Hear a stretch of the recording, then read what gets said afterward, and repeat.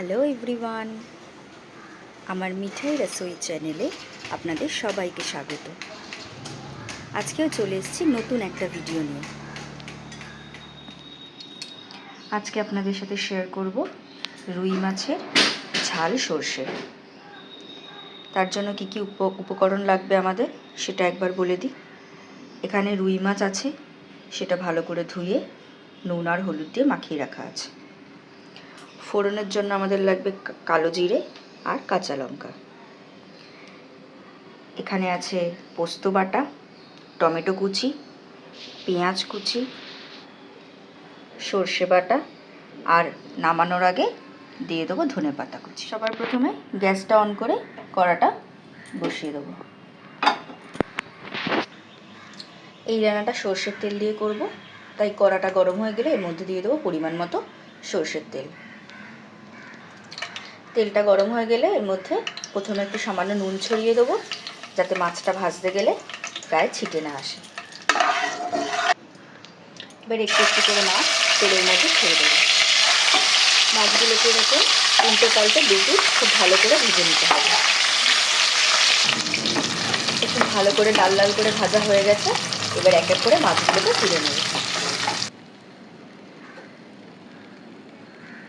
মাছটা ভাজার পর কড়ার মধ্যে আরেকটু সামান্য তেল অ্যাড করব। এরপর প্রথমে ফোড়ন হিসেবে ব্যবহার করব কালো জিরে, আর দিয়ে দেবো কাঁচা লঙ্কা কুচি। এরপর একটু দিয়ে দেবো পেঁয়াজ কুচি। পেঁয়াজটাকে একটু ভালো করে নাড়াচাড়া করে নিতে হবে। এরপর এর মধ্যে দিয়ে দেবো পরিমাণ মতো টমেটো কুচি। টমেটো কুচিটা আর পেঁয়াজটা একটু ভালো করে সিদ্ধ করে নেওয়ার জন্য এর মধ্যে সামান্য একটু নুন ছড়িয়ে দেবো। এরপর এটাকে ভালো করে মিক্স করতে হবে। এরপর কিছুক্ষণের জন্য একটু ঢাকা চাপা দিয়ে দেবো। এবার একটু ঢাকনাটা খুলে দেখব টমেটোগুলো একটু সিদ্ধ হয়ে এসছে। এরপর এর মধ্যে দিয়ে দেবো পরিমাণ মতো সর্ষে বাটা।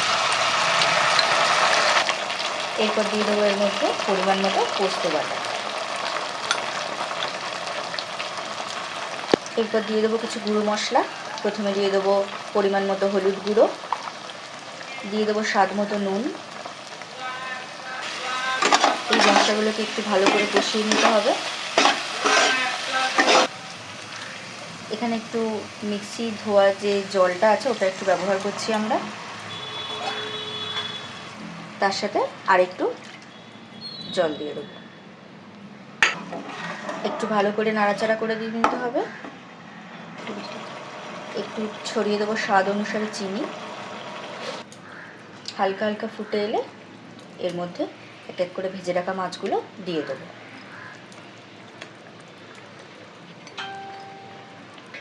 এরপরে একটু ঢাকা চাপা দিয়ে রাখবো, একটু ফুটতে দিতে হবে এটাকে।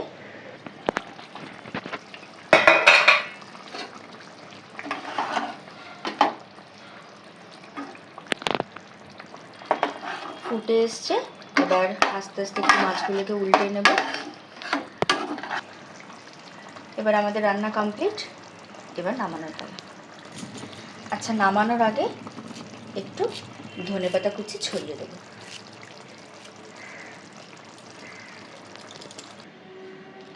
আজকের রুই মাছের ঝাল সর্ষে রেডি অ্যান্ড সার্ভ।